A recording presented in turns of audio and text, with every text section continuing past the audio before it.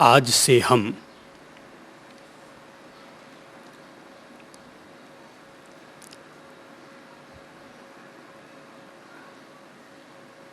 एक ऐसे चिराग के पास अपने आप को ले जा रहे हैं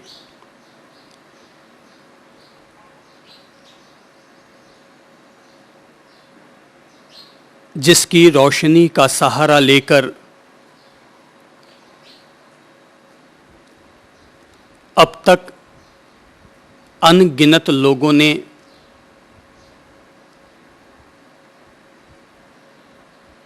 अपने जीवन में स्वास्थ्य, शांति, आनंद और समाधि की मंजिलों को तय किया है।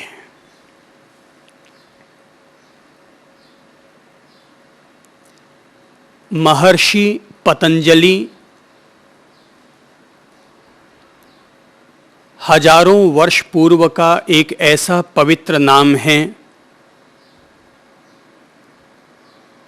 जिन्होंने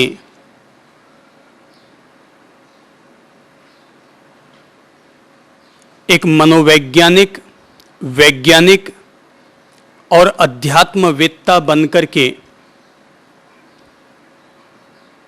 हमारे संपूर्ण मानव समाज के समक्ष योग का विज्ञान स्थापित किया है।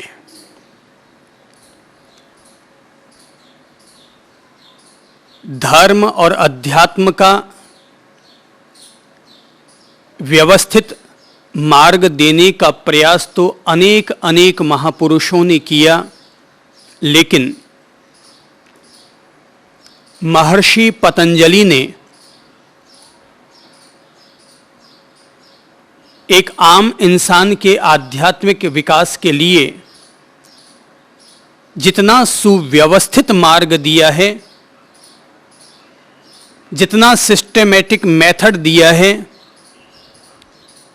शायद हजारों वर्षों के बावजूद वैसा सुव्यवस्थित योग का विज्ञान देने में अन्य किसी भी महापुरुष को वैसी सफलता नहीं मिली।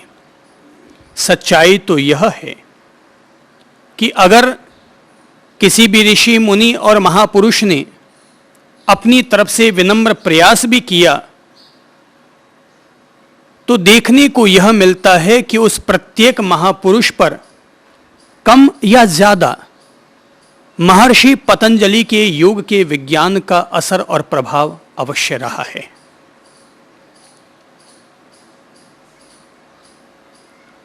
ध्यान और साधना मार्ग के विशिष्ट प्ररूपक और विशिष्ट अनुभवी आत्मज्ञानी महापुरुषों में भगवान श्री महावीर और भगवान श्री बुद्ध दोनों ही महापुरुषों का नाम आता है। इन्होंने अपनी तरफ से ध्यान का मौलिक मार्ग प्रदान करने की कोशिश की। अनुपश्यना या विपश्यना के नाम से महावीर और बुद्ध दोनों ही ध्यान के उपदेष्टा हुए, लेकिन स्वयं महावीर और बुद्ध ने भी योग के विज्ञान को पहले अपने जीवन में जीने का प्रयत्न अवश्य किया। स्वयं भगवान बुद्ध ने इस बात को स्वीकार किया कि उन्होंने अपने जीवन के शुरुआती दौर पर जैन मुनियों के साधना मार्ग को भी जिया और वैदिक परंपरा के आचार्यों के द्वारा बताए गए योग मार्ग को जीने का भी अभ्यास किया।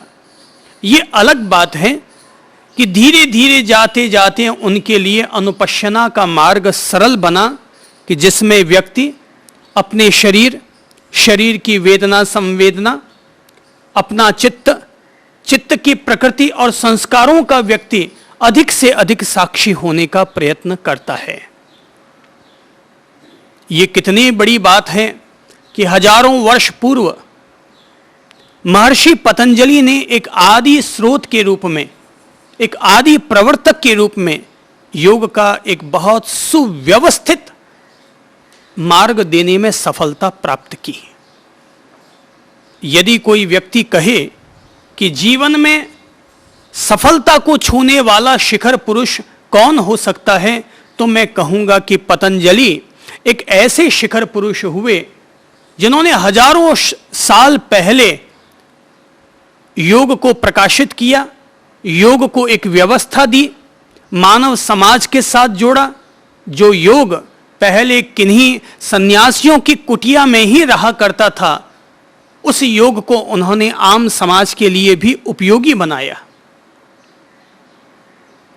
और हजारों वर्षों तक लोगों ने योग के इस मार्ग को जीने का प्रयत्न किया है। और इस हजारों वर्षों की साधना में, ऋषि मुनियों के चिंतन में ढेर सारी पगडंडियां बनी हैं, ढेर सारे रास्ते बने हैं, पर आज भी लोग महर्षि पतंजलि को याद करते हैं और उनके योग के विज्ञान को, योग के मार्ग को अपने साधना पथ के साथ जोड़ना वैसा ही समझते हैं जैसे कि कोई व्यक्ति रास्तों को पार करने के लिए निकले और उसे किसी चिराग की जरूरत होती है, तो महर्षि पतंजलि का योग विज्ञान, योग सूत्र साधक के लिए, एक जिज्ञासु के लिए, एक मुमुक्षु के लिए एक चिराग का काम करता है, ध्रुव नक्षत्र का काम करता है, दीप शिखा का काम करता है, दिन में उजाले का काम करता है और रात में चांदनी से भरे चांद का काम करता है। पतंजलि मनोवैज्ञानिक भी थे। उन्होंने मनुष्य के मन को समझा और मनुष्य को अपने मन की आपाधापियों से मुक्त होने के लिए मार्ग दिया। इसी वजह से पतंजलि ने तो अपने योग शास्त्र की शुरुआत ही योगश्चित्त वृत्ति निरोधः, चित्त की वृत्तियों का निरोध ही योग कहा। अर्थात उन्होंने योग को जोड़ा ही सबसे पहले मनुष्य के चित्त, उसके संस्कार और उसकी वृत्तियों के साथ है। पतंजलि एक वैज्ञानिक भी थे। वैज्ञानिक होने के नाते ही उन्होंने योग का एक सुव्यवस्थित ज्ञान और विज्ञान हम सब लोगों के सामने पेश किया। वे अध्यात्मवेत्ता भी थे और अध्यात्मवेत्ता होने के नाते ही उन्होंने आत्मा की गहराइयों को छूने का प्रयत्न किया, शब्दों के जरिए भी, अभिव्यक्ति के जरिए भी, लेखन के जरिए भी।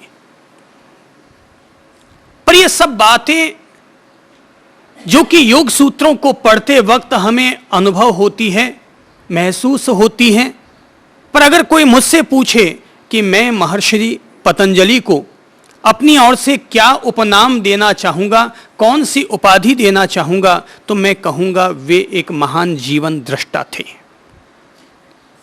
जीवन की प्रत्येक बारीकियों को भीतर से जानने वाला एक महान वैज्ञानिक, एक महान अनुत्तर योगी, उसका नाम है महर्षि पतंजलि। पतंजलि का प्रसिद्ध शास्त्र है और वो है योग सूत्र। योग सूत्र की शुरुआत होती है एक ऐसे प्रसिद्ध वचन के साथ जिसे हम सब लोग कहते हैं योगश चित्तवृत्ति निरोधः। चित्त की वृत्तियों का निरोध ही योग है। आज योग पूरे संसार में इतना अधिक व्यापक हो चुका है कि अब इस योग को हम किसी सन्यासियों की कुटिया में निवास करने वाला योग नहीं कहेंगे, वरन सन्यासियों की कुटिया से बाहर निकलकर आम इंसान की झोंपड़ियों तक और महलों तक पहुंचने वाला वह मार्ग कहेंगे कि लोगों को इस बात की समझ आ चुकी है कि अब अगर इंसान को स्वस्थ रहना है, तनाव मुक्त रहना है, सदा बाहर प्रसन्न और मधुर रहना है, आध्यात्मिक चेतना का मालिक बनना है, तो उस प्रत्येक व्यक्ति को योग की शरण में अवश्य आना होगा। उसे अपने जीवन में योग को एक वैकल्पिक चिकित्सा के रूप में अपनाना होगा।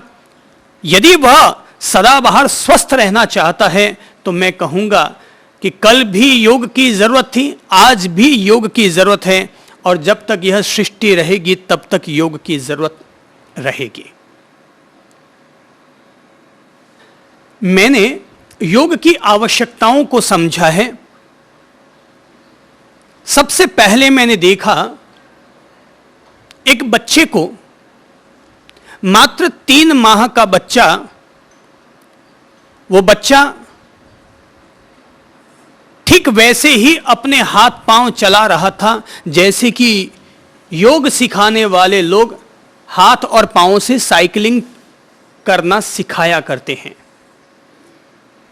जब उस साइकिलिंग वाले योग व्यायाम को देखा और उस बच्चे को देखा तो मुझे लगा कि योग तो बिल्कुल प्राकृतिक है। योग हम कोई आरोपण नहीं करते हैं, वरन योग तो हमारे जीवन की एक नैसर्गिक विधि है।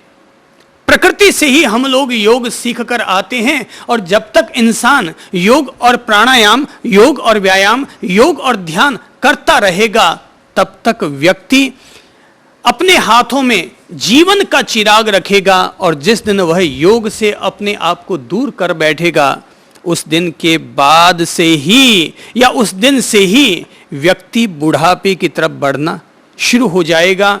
यानी योग क्या है तो मैं कहूंगा जीवन का अमृत है, और योग को छोड़ देना, इसे हम क्या कहेंगे तो मैं कहूंगा मृत्यु को बुलावा है।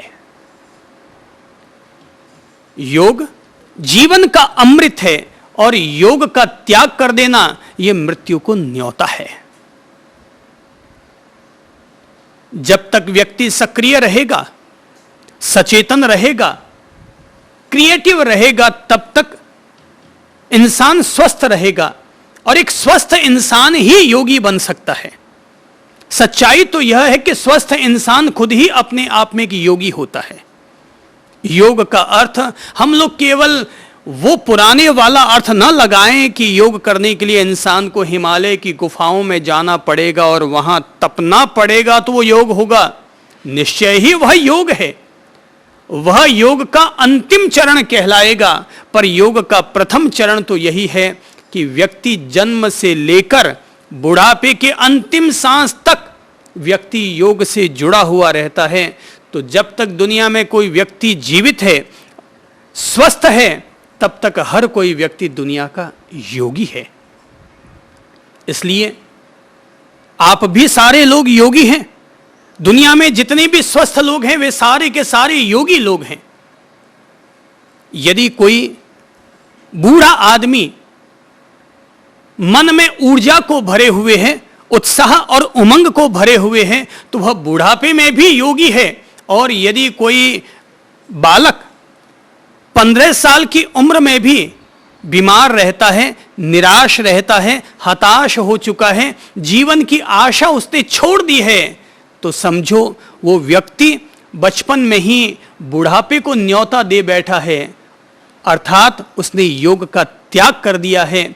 सच्चाई तो यह है कि दुनिया जब तक रहेगी स्वस्थ रहेगी, और जब तक वह स्वस्थ रहेगी तब तक प्रत्येक व्यक्ति यहां का योगी है।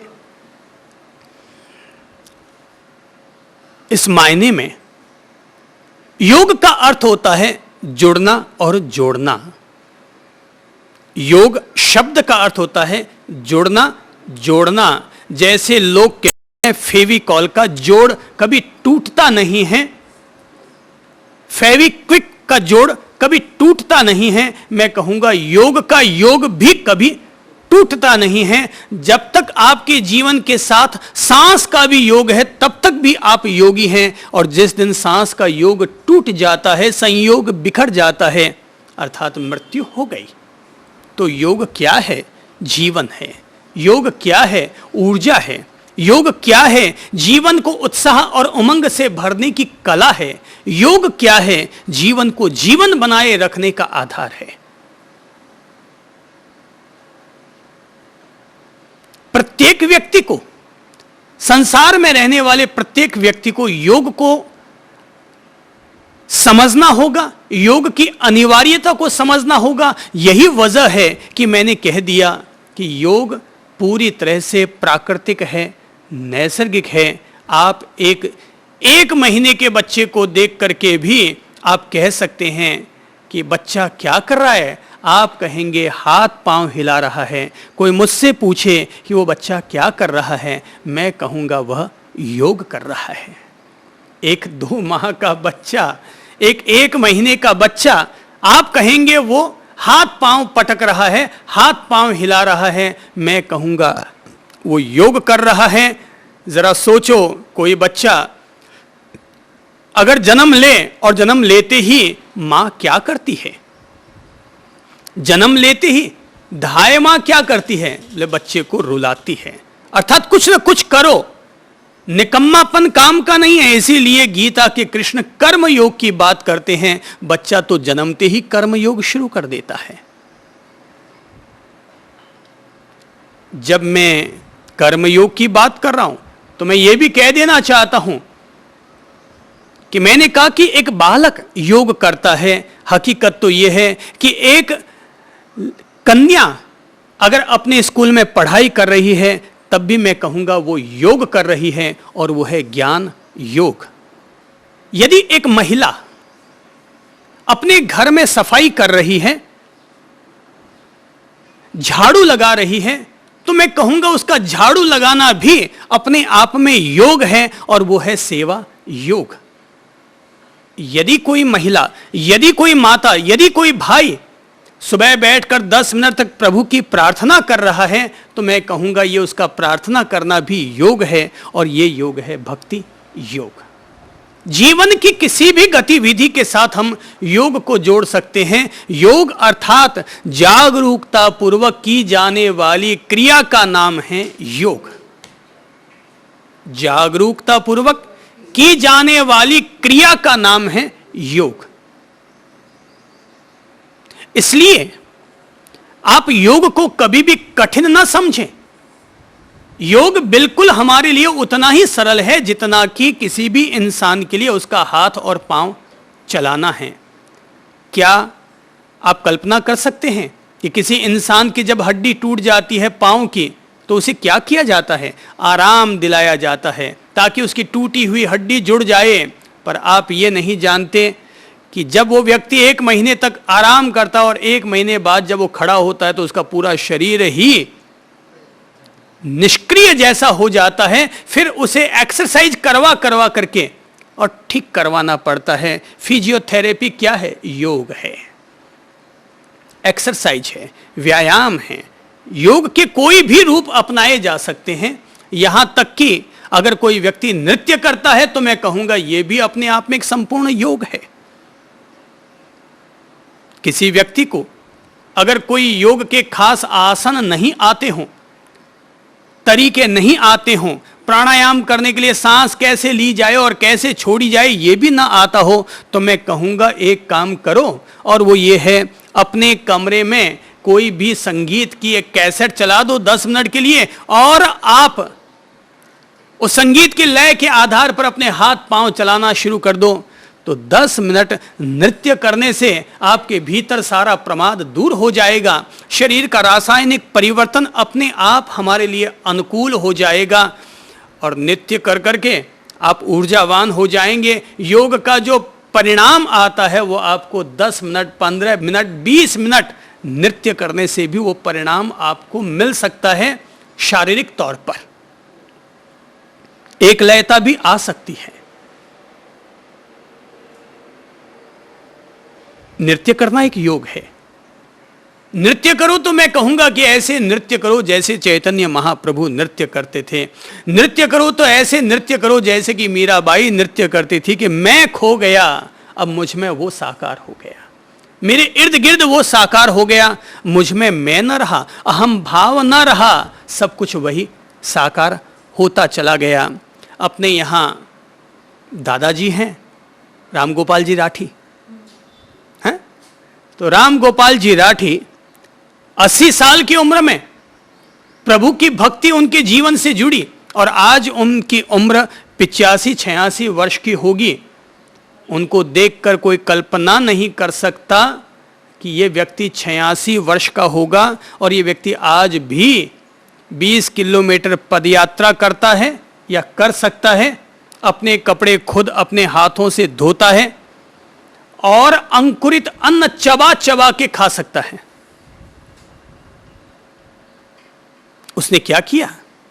80 साल की उम्र में प्रभु की भक्ति में नृत्य करने की लगन लग गई और वो नृत्य इतना करता रहा, ये डोकरा इतना नृत्य करता रहा कि रोजाना 2-2 घंटे 3-3 घंटे नृत्य किया। मैं कहूंगा ये अपने आप में एक नृत्य योग था। ये क्या था? ये नृत्य योग था, एक ऐसा योग था जिसने बूढ़े को भी फिर से जवानी दे दी, बूढ़े में फिर से प्राण फूंक दिए।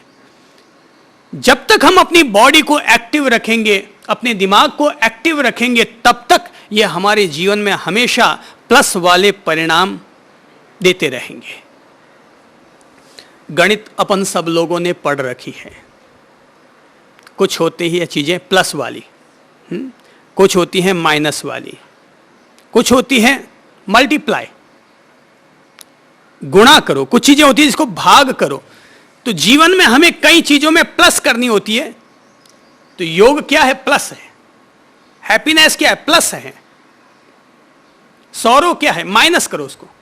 जीवन में से इनको घटा दो, दुखों को, रोग को, शोक को, चिंताओं को, तनावों को माइनस कीजिए। हैप्पीनेस, प्रसन्नता, आनंद भाव, नृत्य भाव, योग भाव को हम अपने जीवन में प्लस प्लस प्लस करें। मल्टीप्लाई भी करो अपने जीवन में, केवल प्लस ही नहीं। देखो 2 दूना 4 ही करते रहेंगे, 2 में 2 करें, माइनस करेंगे तो 0 आ जाएगा। 2 में 2 जोड़ेंगे तो 4 हो जाएगा, 3 में 3 जोड़ेंगे तो 6 हो जाएगा, पर 3 × 3 करेंगे तो 9 हो जाएगा। तो मल्टीप्लाई होते रहना चाहिए। जीवन में कुछ गुणों को हमें मल्टीप्लाई करना चाहिए कि कल तक मैं ऐसा था, अब उसको कैसे और आगे बढ़ाऊं। मैं कहूँगा, अनुरोध करूँगा, जब तक जियो एक योगी बनकर जियो। फिर चाहे वो योगी आप कर्म योगी बनकर जिए, ज्ञान योगी बनकर जिए, अनासक्त योगी बनकर जिए, भक्ति योगी बनकर जिए, ध्यान योगी बनकर जिए, पर एक योगी बनकर के जियो। बस जीवन जीने की यही एकमात्र कला है। जीवन जीने की यही एकमात्र कला है कि जब तक जियो, जब तक शरीर रहो, एक योगी बनकर के जियो। मैं तो अपने सारे साधकों को एक योगी के रूप में संबोधित करूंगा। ऐसा नहीं कि 4 घंटे पद्मासन लगाकर बैठने वाला ही योगी होगा। अहो, मनोयोग पूर्वक 2 घंटे तक प्रेम पूर्वक, भक्ति पूर्वक खाना बनाने वाली महिला भी एक योगी ही होगी। अब हम लोग समझते हैं योग क्या है, योग का किन चीजों से संबंध है। तो जितना मैं समझ पाया हूं योग को, मैं कोई बहुत बड़ा योगी तो नहीं हूं, पर हां योगी हूं। क्योंकि मैंने कहा कि मैं योग को बहुआयामी रूप में देखता हूं, बहुआयामी अर्थों में देखता हूं, इसलिए योग में निष्ठा रखता हूं, योग में विश्वास रखता हूं और जीवन के प्रत्येक दिन को योग पूर्वक जीता हूं।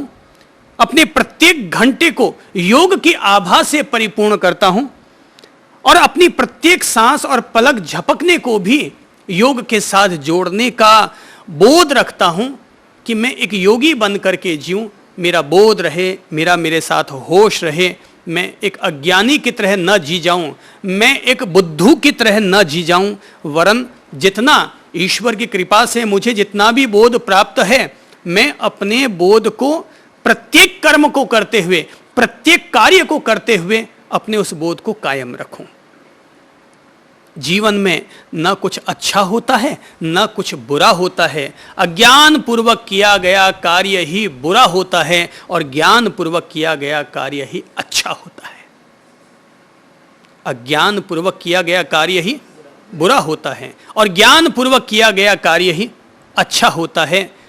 क्रोध हो सकता है किसी के लिए बुरा हो, भोग हो सकता है किसी के लिए बुरा हो।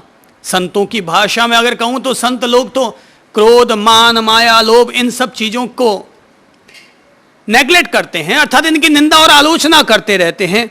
मैं कहूंगा नहीं, ये पूरी तरह निंदनीय नहीं है। अगर पूरी तरह निंदनीय होते तो प्रकृति कोई भी चीज को व्यर्थ में जन्म नहीं देती है। हर चीज की प्रासंगिकता है, हर चीज की उपयोगिता है। हां, इनमें से किसी भी चीज की अति घातक होती है, आत्मघातक होती है। फिर चाहे वो अभिमान हो, चाहे वो क्रोध हो, चाहे वो भोग हो, चाहे वो राग द्वेष हो, कोई भी पहलू क्यों ना हो,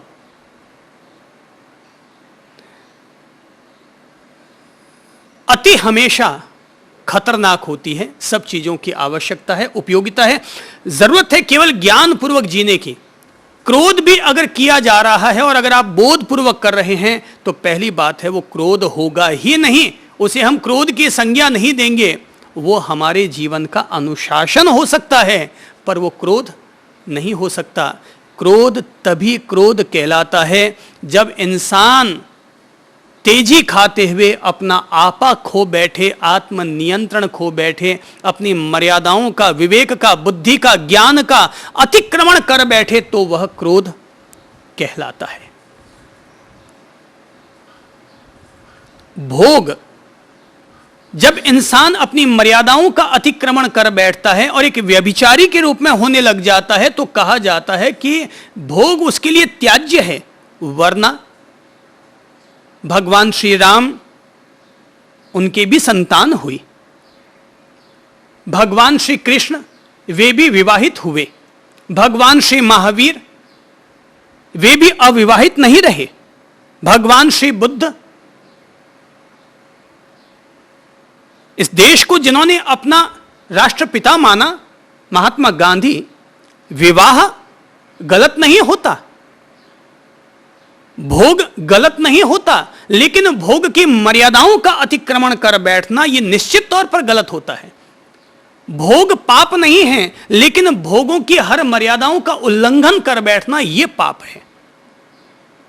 योग, एक योगी बोधपूर्वक जीता है और बोधपूर्वक जीने वाला व्यक्ति ही क्रोध से, भोग से, मान से, लोभ से धीरे धीरे धीरे धीरे वो मुक्त होता चला जाता है। प्रकृति हर व्यक्ति अपने साथ लेकर के आता है, हर व्यक्ति की अपनी अपनी प्रकृति होती है, पर अगर हम योग का बोध बनाए रखेंगे तो धीरे धीरे हम प्रकृति से ऊपर उठेंगे और परमात्मा की तरफ आगे बढ़ेंगे। व्यक्ति के भीतर दो ही तत्व हैं, एक है प्रकृति, दूसरा है पुरुष या परमात्मा। प्रकृति अर्थात माया, तो हम बातें करने से कोई माया से उपरत नहीं हो सकते। राम जी नहीं हो पाए, वो भी नकली हिरण के छलावे में आ गए थे, तो वो भी माया से मुक्त नहीं हो पाए थे। बातें करने से कोई माया से मुक्त नहीं होता है कि मैंने कह दिया और आपने सुन लिया, कि मैंने शास्त्रों में पढ़ लिया और मैं भी माया से और प्रकृति से, प्रकृति के सतोगुण, रजोगुण, तमोगुण, हर गुण से मैं मुक्त हो गया, ऐसा नहीं होता है। धीरे धीरे ज्यों ज्यों व्यक्ति का योग और बोध बढ़ता है, होश और ज्ञान बढ़ता है, त्यों त्यों व्यक्ति प्रकृति से ऊपर उठता है और परमात्मा की तरफ तब उसके कदम बढ़ते हैं।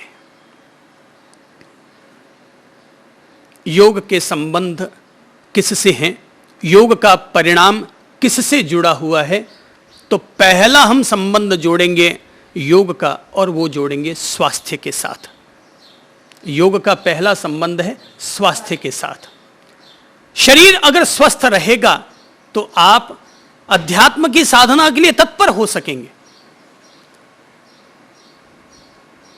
इंसान का शरीर तो रुग्ण पड़ा है, उसका भौतिक शरीर, भौतिक कंकाल तो कष्टों से घिरा हुआ है, वो आदमी अध्यात्म की साधना क्या खाक करेगा।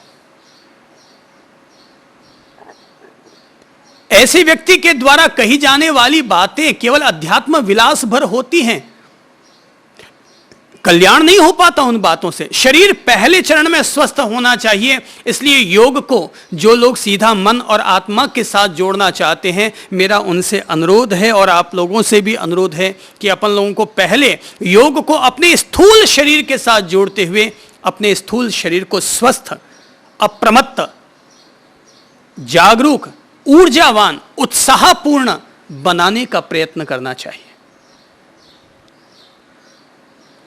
कोई आदमी को कह दो भाई ध्यान कर, वो आत्मा का ध्यान कहां से करेगा, उसका तो मन ही नहीं टिकता।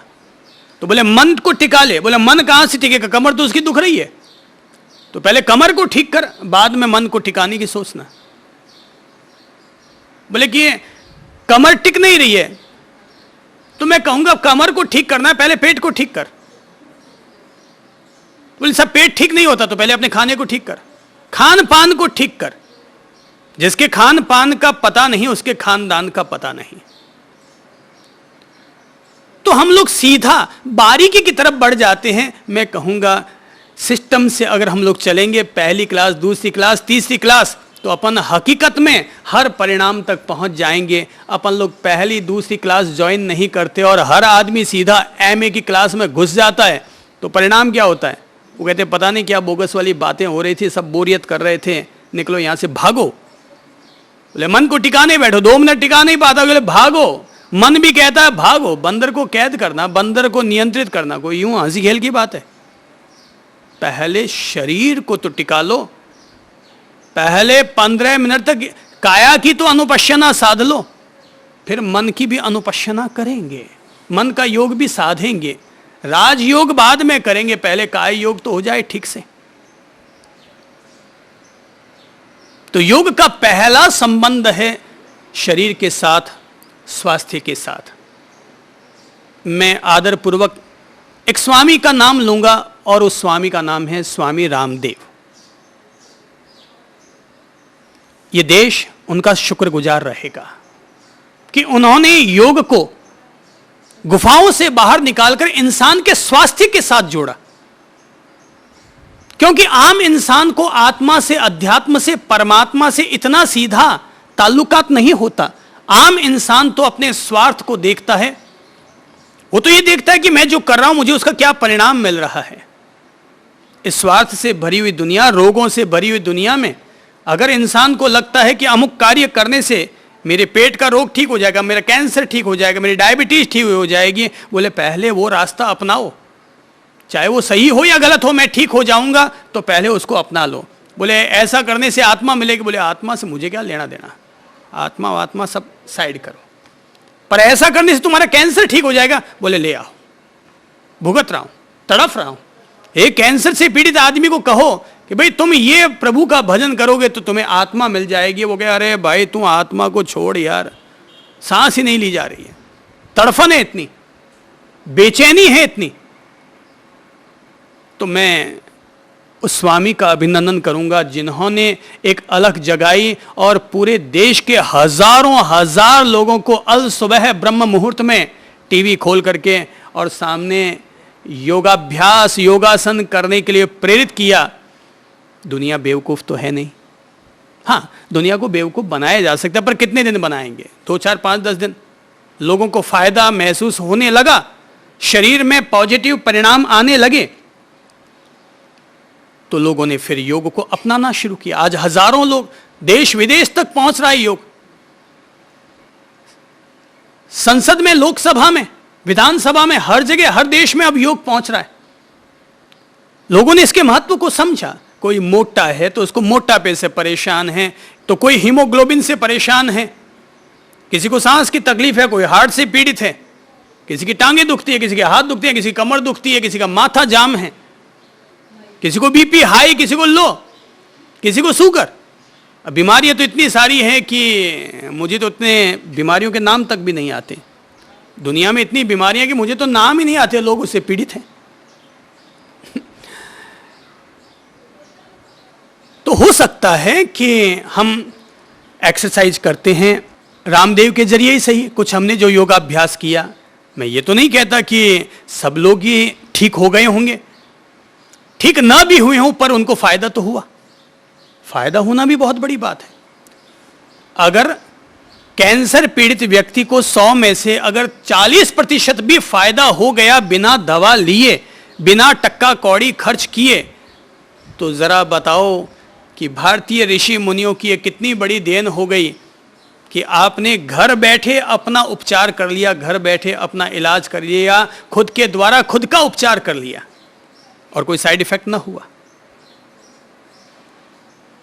तो योग स्वास्थ्य से जुड़ा हुआ पहलू है।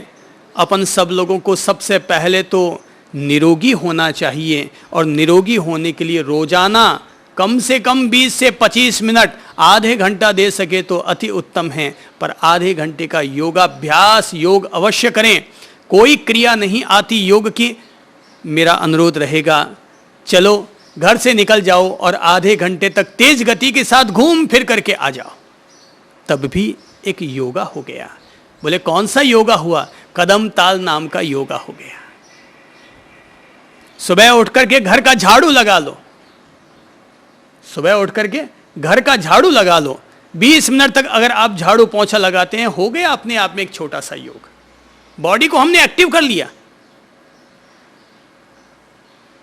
पर यदि कोई भी व्यक्ति रोजाना आधे घंटा योगाभ्यास करेगा, निश्चित तौर पर, चाहे वो व्यक्ति अमिताभ बच्चन भी हो, चाहे वो सचिन तेंदुलकर हो, चाहे वो मुकेश अंबानी हो, चाहे वो चंद्रप्रभ हो, या आप लोगों में से कोई भी व्यक्ति हो, सचिन तेंदुलकर को भी अपनी फिटनेस के लिए योगा की शरण में आना पड़ेगा।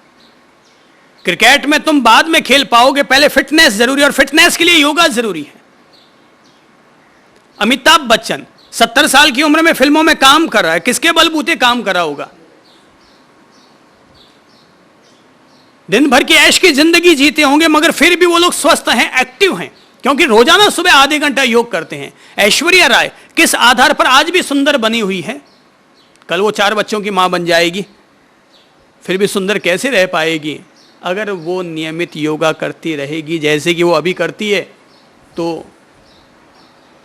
लोग 4 बच्चों के बाप बन करके भी स्वस्थ रह जाएंगे। नहीं तो 16 साल की उम्र में भी छोरे और छोरियां वैसे ही मोटे हो जाते हैं जैसे कि छोटा सा प्याज का टुकड़ा मोटा हुआ करता है। वो छोटा सा होता है प्याज, लेकिन बड़ा मोटा मोटा होता है। नाम है जिसका मुटकू दास, कपड़े पहनता 150, वो है प्याज। तो हम फिर छोटे मोटे ऐसे मुटकू दास हो जाएंगे। एक्टिव रहना है, स्वस्थ रहना है, तो हमें रोजाना आधे घंटा योग करना होगा। हाँ, अगर कभी हमें जरूरत पड़े तो हम लोग घरेलू उपचार के रूप में आयुर्वेद का सहारा ले सकते हैं।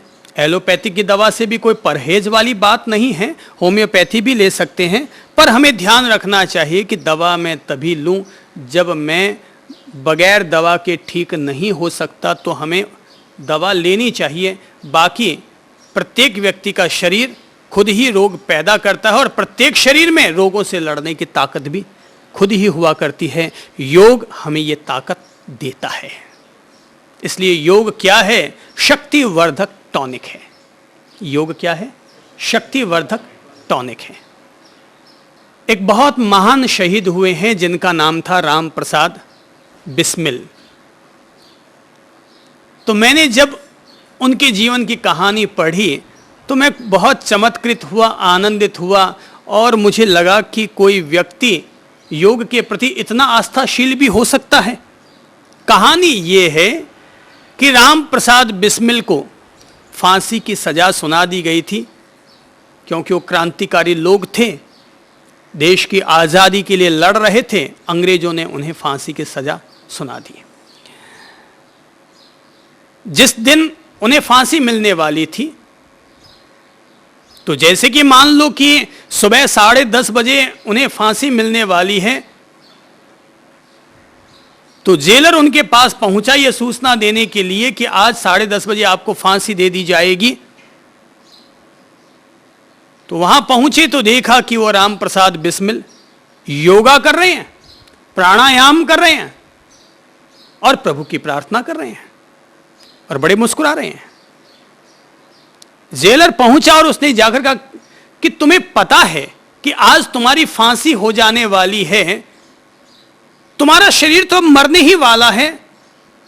ऐसी स्थिति में मैं ये समझ नहीं पाया कि 2 घंटे बाद जिस व्यक्ति को फांसी होने वाली है, वो व्यक्ति फांसी से 2 घंटा पहले वो व्यक्ति योगा कर रहा है।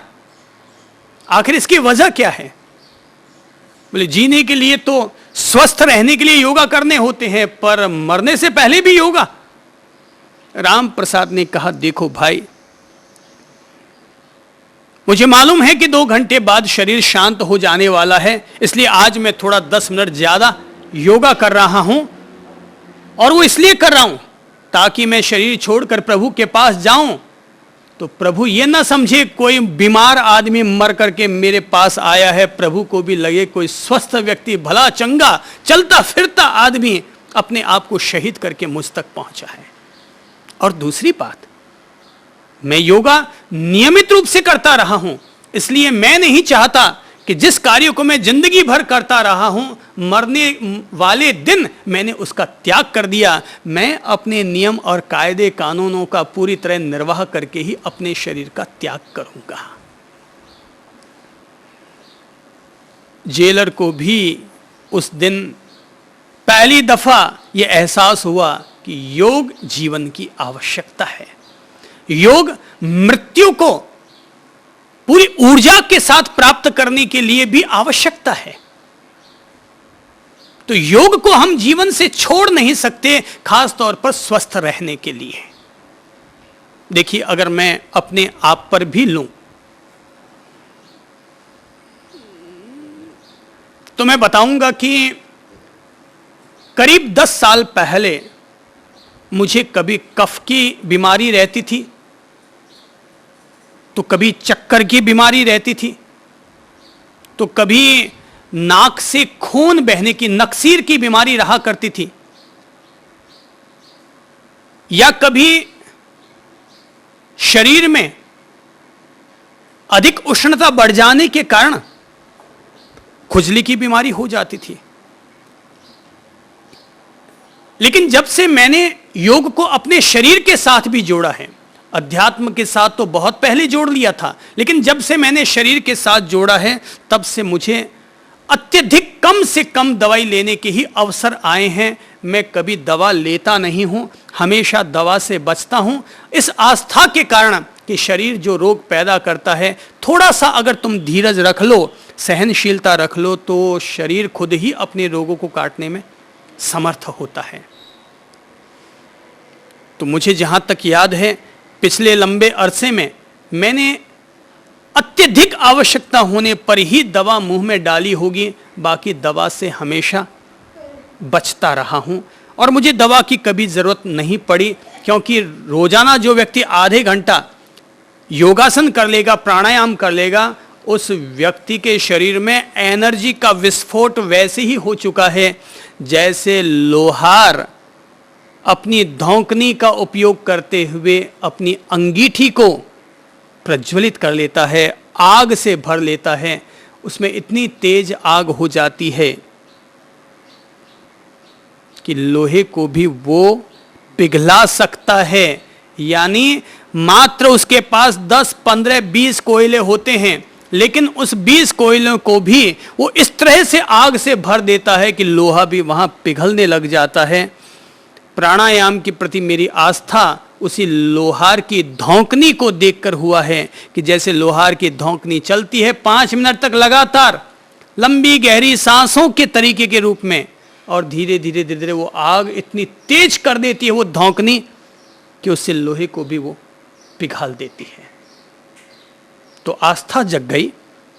मैं प्राणायाम की प्रेरणा देने वाले या प्रेरणा जब भी देता हूं तो मैं अपने समस्त लोगों को लोहार की धौंकनी का उदाहरण देता हूं और कहता हूं, देखो आग सुलग गई है, बुझी हुई अंगीठी भी जल गई है। ऐसे ही हमारे शरीर के सेल्स भी, हमारे शरीर के प्राण भी, भले वे कितने भी बुझ चुके हों, निष्क्रिय हो चुके हों, बूढ़ापा भी हमें क्यों ना आ चुका हो, चेहरे पर झुर्रियां छा गई हों, आंखों से कम दिखने लग गया हो, तब भी मैं कहूंगा लोहार की धौंकनी से प्रेरणा लो और रोजाना 15 मिनट प्राणायाम करो, फायदा होगा।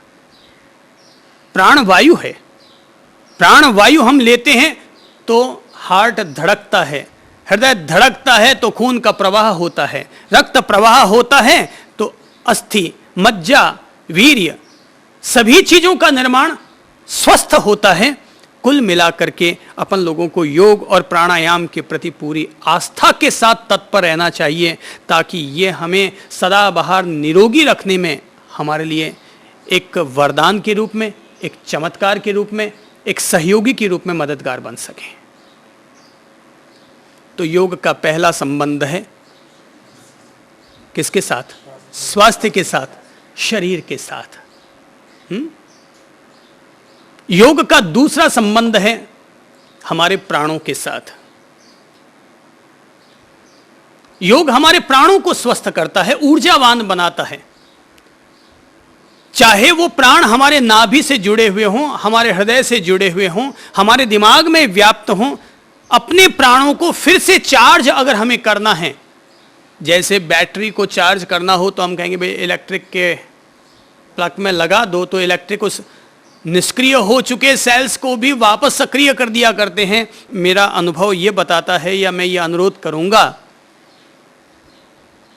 कि अपन लोगों को प्राणायाम के जरिए अपने निष्क्रिय हो चुके भीतर के सेल्स को फिर से सक्रिय कर लेना चाहिए। तो प्राणायाम बहुत बड़ा मददगार साबित हो सकता है। प्राण वायु क्या प्रभाव डालती है, इसे समझने के लिए अपन लोगों को टायर ट्यूब को देख लेना चाहिए कि जो साइकिल का पहिया, उसमें हवा कितनी भरते हैं अपन लोग। साइकिल के एक पहिए में कितनी हवा भर सकते हैं अपन लोग, कितनी भर सकते हैं? 5 लीटर अधिकतम। और कितनी भरेंगे? क्यों जी? एक ट्यूब में कितनी हवा जाएगी? नापो तो कितनी आएगी? 2 लीटर। उनके हिसाब से 2 लीटर, पर अपन 5 लीटर भी अगर मान लें तो 5 लीटर हवा अगर अंदर चली जाए ट्यूब में, तो उस पर 4 लोगों को और बैठाया जा सकता है। साइकिल से अपन आगे बढ़ सकते हैं, अपने रास्तों को पार कर सकते हैं, तय कर सकते हैं। यानी हवा हमारे जीवन के लिए आवश्यक है। जीवन के लिए नहीं, जगत की प्रत्येक गतिविधि को यहां से वहां तक पहुंचाने में मददगार है। जब थोड़ी सी हवा भर करके, एक ट्रक में थोड़ी सी हवा भर करके और उस पर कई टन माल लादा जा सकता है, तो हम अपने शरीर के साथ भी इसी तरह से वायु और प्राण वायु का उपयोग करके अपने रोगी, बूढ़े हो चुके शरीर को फिर से दैदीप्यमान, चमकता हुआ, कांतिवान, ऊर्जावान, आभायुक्त फिर से बना सकते हैं।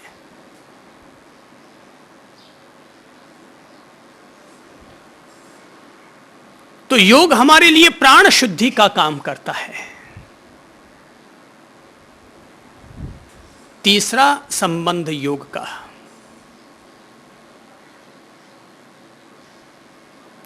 योग हमारी मानसिक शुद्धि करता है। मन में जितने भी तनाव हैं, चिंताएं हैं, 30 से 40% तनाव और चिंताएं तो केवल योगाभ्यास, योगासन और प्राणायाम के जरिए दूर की जा सकती हैं। पर अगर हम योग के साथ ध्यान को भी जोड़ लेते हैं, ध्यान भी योग का ही एक चरण है, प्राणायाम भी योग का ही एक चरण है, आसन भी, व्यायाम भी योग का ही एक चरण है। योग कोई एक नाम नहीं है, योग एक पूरी साइकिलिंग का नाम है कि अहिंसा, सत्य, अचौर्य, अपरिग्रह, ब्रह्मचर्य से लेकर के आसन, व्यायाम, प्राणायाम, ध्यान, सभी चीजों को जोड़ते हुए जो हमें धीरे धीरे आगे बढ़ाता है, उसका नाम है योग। तो योग हमारी मानसिक शुद्धि करता है, मानसिक शक्ति बढ़ाता है। केवल शुद्धि ही नहीं करता, मानसिक शक्ति भी बढ़ाता है, आत्मविश्वास जगाता है। आत्मविश्वास पर भाषण तो चाहे जितने दिए जा सकते हैं कि गैलीलियो ने छोटी उम्र में झूलते हुए लैंप का आविष्कार कर लिया था, कि शिवाजी ने मात्र 14 वर्ष की उम्र में अपनी जिंदगी का पहला किला फतेह कर लिया था, कि वॉशिंगटन ने 19 वर्ष की उम्र में अमेरिका के सेनापति का पद अख्तियार कर लिया था। ये बातें कही जा सकती हैं, पर वो आत्मविश्वास आएगा कहां से, ये मनोबल आएगा कहां से? तो वो आएगा योग से। हम ज्यों ज्यों योग के करीब जाएंगे, त्यों त्यों हमारा आत्मविश्वास बढ़ेगा, जीवन के प्रति हमारी आस्थाएं जगेंगी और हमें जीवन का मूल्य समझ में आएगा। हमें मार्ग मिल जाएगा कि हम अपने जरिए भी अपने आप को ऊर्जावान और स्वस्थ बना सकते हैं। तीसरा था मानसिक शुद्धि और चौथा है मानसिक शक्ति। केवल शुद्धि नहीं होती है, हमें हमारी शक्ति भी प्राप्त होती है, क्योंकि मन के हारे हार है और मन के जीते जीत। मन अगर पांगड़ा हो गया तो अपन खुद ही पंगु हो गए, पर मन जब तक सबल है तब तक मन के जीते जीत। मन डूब गया, जिंदगी डूब गई। मन जब तक मजबूत है तो 80 साल का डोकरा भी छोकरा है। इसीलिए तो कहा राठी जी की तरह नृत्य करो। 80 साल के उस बुजुर्ग से प्रेरणा लो और नृत्य करो। आजकल मैंने भी कई दफा ध्यान शिविरों में, साधना शिविरों में शाम को 15 मिनट के लिए नृत्य करने की रजा दे दी है और कहता हूं प्रेम से नृत्य करो। हालांकि कई परंपराओं को इस पर थोड़ी आपत्ति हो जाती है कि नृत्य कौन सा धर्म हो गया। मैं कहता हूं सुबह योगासन कर लो और शाम को 10 मिनट नृत्य कर लो, तो दिन भर के लिए योगासन से ऊर्जा मिल गई और नृत्य कर लिया शाम को, तो दिन भर के सारे तनाव उस नृत्य के जरिए दूर हो गए। फिर वो तनाव चाहे दिमाग के हों चाहे काया के हों, तनाव दूर हो गए। 10 मिनट तक मस्ती से झूम लो। और अगर लगता है हाथ पांव चलाने में आपको, नृत्य करने में तकलीफ होती है, तो कोई बात नहीं, बैठ करके कोई भी प्रभु भक्ति की धुन ले लो और ताली बजाते हुए, झूमते हुए, मस्ती लेते हुए तत्पर हो जाओ, वो भी योग हो गया। धुन लगाना भी एक योग है, नृत्य करना भी एक योग है। जिनका योग से कोई संबंध नहीं हो, तालाब में तैरने के लिए चले जाओ, हाथ पांव चलाना वहां पर, वो भी एक योग ही है। 1 किलोमीटर दौड़ लगा के आ जाओ, जॉगिंग कर लो, वो भी योग है। पर जब हम व्यायाम करते हैं, प्राणायाम करते हैं और ध्यान लगाते हैं, योग के इन तीनों चरणों को जब हम जीते हैं, 20 मिनट व्यायाम, 20 मिनट प्राणायाम और 20 मिनट ध्यान, अगर आप ये रोजाना 1 घंटा योग को परिपूर्णता के साथ जीते हैं, तो शरीर भी आपका शक्तिवान है, मन भी आपका शक्तिवान है और आपकी आत्मा भी, आपके प्राण भी शक्तिवान है। रोजाना 1 घंटा काफी है। तो ध्यान से, योग से हमें हमारी मानसिक शक्ति मिलती है। और 5वां फायदा होता है, वो है हमारा आत्मा से हमारा संबंध जुड़ता है, अध्यात्म से हमारा संबंध जुड़ता है, प्रभु के दिव्य प्रेम से हमारा संबंध जुड़ता है, प्रभु से, परमात्मा से हमारा संबंध जुड़ता है। तो योग धीरे धीरे हमें स्थूल से सूक्ष्म की तरफ ले जाता है। काया से इसकी शुरुआत होती है, स्वास्थ्य से इसकी शुरुआत होती है और समाधि पर जाकर के ये पूर्णता प्राप्त करता है। स्वास्थ्य से योग की शुरुआत होती है और समाधि पर जाकर के योग अपनी पूर्णता को उपलब्ध करता है।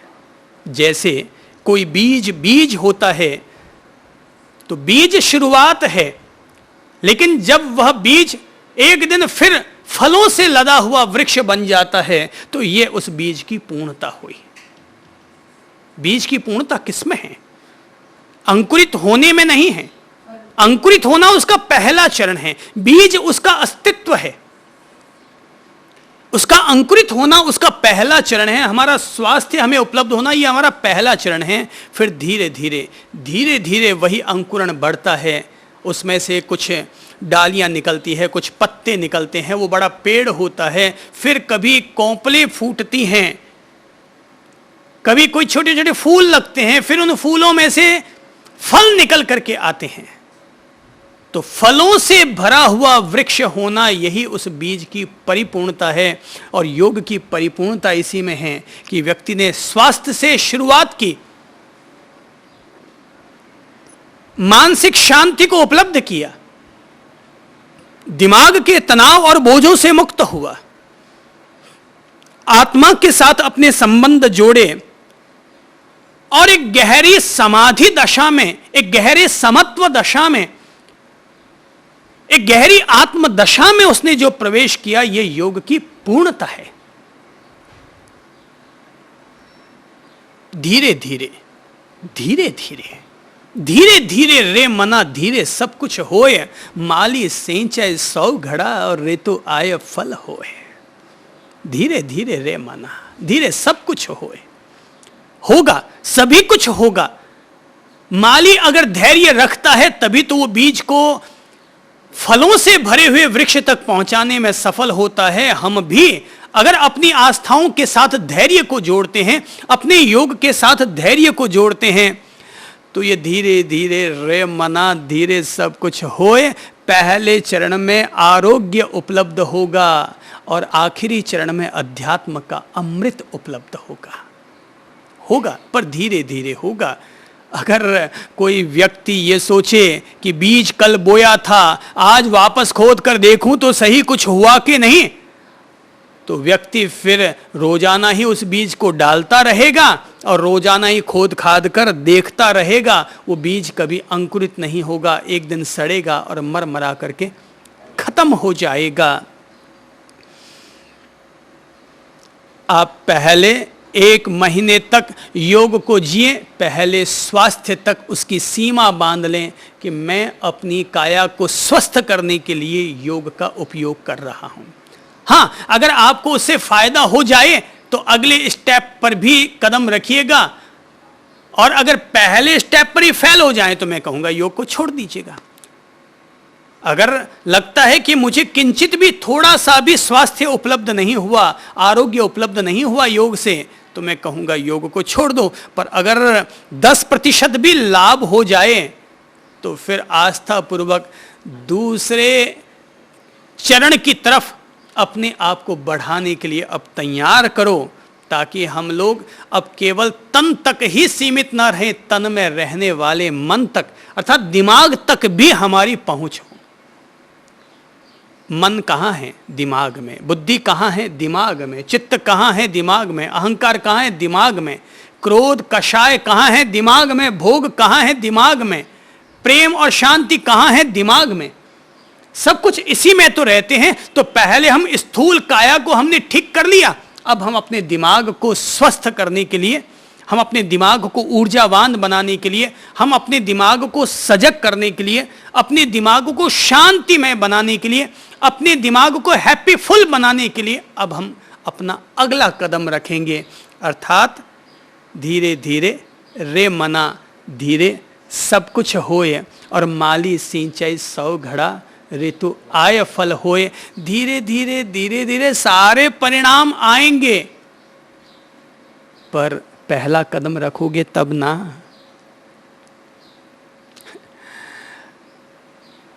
हर मंजिल का एक रास्ता होता है, हर मंजिल का एक रास्ता होता है, और हर रास्ते को पार करने के लिए कहीं ना कहीं से शुरुआत करनी होती है, और शुरुआत हमें वहीं से करनी चाहिए जहां अभी हम आज खड़े हैं। शुरुआत हमें वहीं से करनी चाहिए जहां आज हम खड़े हैं। तो जहां तक हम पहुंचे हैं अब उससे अगला कदम हम लोग बढ़ाएंगे, क्योंकि हर मंजिल को पाने के रास्ते ज़रूर होते हैं, और रास्तों को पार करने के लिए हमें कहीं ना कहीं से तो शुरुआत करनी ही होती है। और शुरुआत करने के लिए किसी ज्योतिषी से मुहूर्त निकलवाने की ज़रूरत नहीं है। शुरुआत करने के लिए कोई डॉक्टरों की मीटिंग करने की ज़रूरत नहीं है। दवा लेनी हो तो डॉक्टरों के पास जाइएगा, पर डॉक्टर केवल आपको रोगों से मुक्त करेंगे, पर डॉक्टर आपको स्वस्थ नहीं कर पाएंगे। योग आपको स्वस्थ बनाएगा, केवल रोगों से ही नहीं मिटाएगा, रोगों से ही ऊपर नहीं उठाएगा। योग हमें प्रतिरोधक क्षमता देता है, योग हमें ऊर्जा देता है, तो उस ऊर्जा के जागरण के कारण हमारे रोग कटते हैं। योग से रोग नहीं कटते, योग के कारण हमारे शरीर के रासायनिक परिवर्तन होते हैं, पॉजिटिव परिवर्तन होते हैं, हमारे शरीर की ऊर्जा क्रिएट होती है, तो उससे हमारे रोग कटते हैं। योग का उद्देश्य रोगों को काटना नहीं है, योग का उद्देश्य व्यक्ति को आरोग्य प्रदान करना है, स्वास्थ्य प्रदान करना है। और कोई भी व्यक्ति स्वस्थ तभी हो सकेगा जब वह रोगों से मुक्त होगा। तो योग हमें देता क्या है? ऊर्जा देता है। और जीवन के लिए क्या चाहिए? ऊर्जा चाहिए। किसी चाइनीज खिलौने को अगर चलाना है तो उसके लिए हमें क्या डालना पड़ेगा? किसी न किसी तरह की ऊर्जा डालनी पड़ेगी। चाबी भरो भाई, चाहे तो आप उसमें सेल लगाओ, बैटरी लगाओ, या चाबी भरो। तो योग क्या करता है? प्राणायाम क्या करता है भाई? धीरे धीरे पूरी चाबी भर देता है। वो एक पुराना गीत है ना, उतना चले खिलौना, जितनी चाबी भरी है राम ने उतना चले खिलौना। तो जितनी चाबी हम भरेंगे उतना ही वो खिलौना चलेगा। हम लोग अगर योग अभ्यास करेंगे, योगाभ्यास अगर हम योगासन करते रहेंगे तो एक प्रकार से क्या हुआ, चाबी भरना हो गया। तो भाई पहले चरण में ध्यान मत धरो, चूक खा जाओगे। पहले चरण में सीधे प्राणायाम भी मत करो, वो थोड़ा बारीक है, उसमें भी चूक खा जाओगे। इसलिए पहले चरण में क्या करो, योगा करो। पहले काया को थोड़ा सा बलवान बना लो, काया को ऊर्जावान बना लो, काया को सशक्त कर लो। तो रोजाना आधे घंटा, 20 मिनट, 15 मिनट योगा करें। अगर लगता है 5 मिनट योगा करने के बाद थकावट आने लगे, 5 मिनट फिर रिलैक्स करो। प्रॉपर रिलैक्सेशन जरूरी है, शरीर के साथ कोई दबाव नहीं डालना है। जरा एक बात बताइए कि योगा को तो छोड़ो, अगर कोई आदमी अचानक एक ही दिन में 50 बाल्टियां पानी भरकर ले आएगा तो क्या होगा, कमर दुखने लग जाएगी, हाथ दुखने लग जाएंगे। पर वही आदमी जो एक साथ 50 बाल्टियां लेकर आया है, वो अगर 2 बाल्टी लेकर आया पानी और ला करके रख दिया, और फिर 15 मिनट बाद फिर चला गया 2 बाल्टी लाने के लिए, फिर वो बाल्टी लेके आ जाएगा। इस तरह से अगर वो रिलैक्स कर करके बाल्टियां भरने के लिए बार बार जाएगा तो दिन भर में आराम से 50 बाल्टियां ले आएगा और उसको किसी तरह की थकावट महसूस नहीं होगी। हम भी अगर लगता है कि थोड़ा 5 मिनट योगाभ्यास किया, हमारा शरीर, हमारी बॉडी अभी तक पूरी तरह क्रिएट नहीं हो पाई है, तो 5 मिनट योगाभ्यास किया, थक गए, 10 मिनट रिलैक्स करो, विश्राम करो, लेट जाओ, आराम करो, शरीर को ढीला छोड़ दो, पूरी तरह रिलैक्स, अंग अंग रिलैक्स, फिर वापस 5 मिनट योगाभ्यास कर लो। तो पहले 7 दिन तक हमें बीच में 5-5 मिनट, 10-10 मिनट का विश्राम लेना होगा, लेकिन सप्ताह भर बाद देखेंगे अब हमें 15 मिनट के बाद एक बार विश्राम लेने की आवश्यकता पड़ रही है। और 1 महीने बाद देखेंगे, 1 महीने के बाद देखेंगे अब विश्राम की आवश्यकता ही नहीं है, शवासन करने की ज़रूरत ही नहीं है, आनंद आसन करने की ज़रूरत नहीं है। उल्टी हमने योगाभ्यास किया और पूरी तरह से हम एक्टिव हो गए, स्वस्थ हो गए, ऊर्जावान हो गए। बस अब हम अपने जीवन में प्राणायाम को प्रवेश देंगे, प्राण वायु के अपने प्रभाव देखेंगे। चाहे हम लोग भस्त्रिका करें, कपाल भाती करें, अनुलोम विलोम प्राणायाम करें, कोई भी, धीरे धीरे हम लोग अपने शरीर के साथ जोड़ते चले जाएंगे तो धीरे धीरे इनके परिणाम आएंगे। पहले योग को हम स्थूल के साथ जोड़ें, फिर प्राणवायु और प्राणों के साथ जोड़ें, फिर हम अपने मन, अपने दिमाग के साथ जोड़ें, बुद्धि के साथ जोड़ें। और जब हमें लगे कि हम मन और बुद्धि को पूरी तरह से नियंत्रित करने में, उसको शांतिमय बनाने में, एक ही बिंदु पर एकाग्र करने में हम सफल हो गए हैं, तब हम आत्मा, आत्मचिंतन, अध्यात्म, परमात्मा, इनके ध्यान के प्रति अपने आप को दत्तचित्त करने का अभ्यास करें या लगाएं। क्योंकि आत्मा तो अदृश्य है, वो ऐसी सीधी पकड़ में आएगी नहीं, अनुभव में आएगी नहीं, जब तक बाबा जी को प्राणवायु ही पकड़ में नहीं आ रही है, मन ही उसका नियंत्रित नहीं हो रहा है, दिमाग ही उसका शांतिमय नहीं हो पाया है, दिमाग की उधेड़ बुन ही उसकी शांत नहीं हो पाई है, वो आदमी अशांत दिमाग वाला आत्मा की अनुभूति की तरफ कैसे बढ़ पाएगा। धीरे धीरे रे मना, धीरे सब कुछ होए, माली सिंचय 100 घड़ा, ऋतु आय फल होए। धीरे धीरे धीरे धीरे सब चीज़ें अपने परिणाम को प्रदान करती हैं। महर्षि पतंजलि ने योग जैसे बारीक सूत्रों को देकर के, योग का विज्ञान देकर के अपन सब लोगों के सामने जीवन जीने का एक आध्यात्मिक तरीका प्रदान कर दिया है कि जिसमें व्यक्ति स्वस्थ भी रह सकता है, शांतिमय भी रह सकता है, भीतर से ऊर्जावान भी हो सकता है, बुद्धिमान भी हो सकता है, आत्मवान भी हो सकता है और परमात्म प्रिय भी हो सकता है। तो कोई अगर पूछे कि योग क्या है, तो मेरा अनुरोध रहेगा कि स्वास्थ्य से लेकर समाधि तक के सारे रास्ते को पार करना, सफर को पार करना, इसका नाम है योग। स्वास्थ्य से समाधि तक की यात्रा का नाम है योग।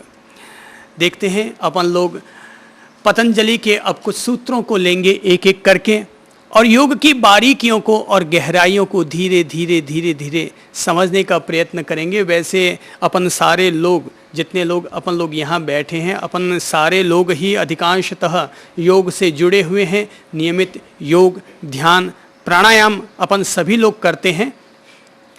पर इस आशा के साथ, उम्मीद के साथ कि अपन लोगों को इस योग के बारे में जो अपन लोग कुछ सुन रहे हैं, चिंतन कर रहे हैं, मनन कर रहे हैं, मार्गदर्शन प्राप्त कर रहे हैं, उम्मीद रखते हैं कि अपन लोगों को 2 किरण और मिलेगी और अपने जीवन में आध्यात्मिक उन्नति में थोड़ी बहुत मदद तो और ज़्यादा प्राप्त होगी ही। अपनी ओर से प्रेम पूर्वक आज इतना ही अनुरोध करता हूँ।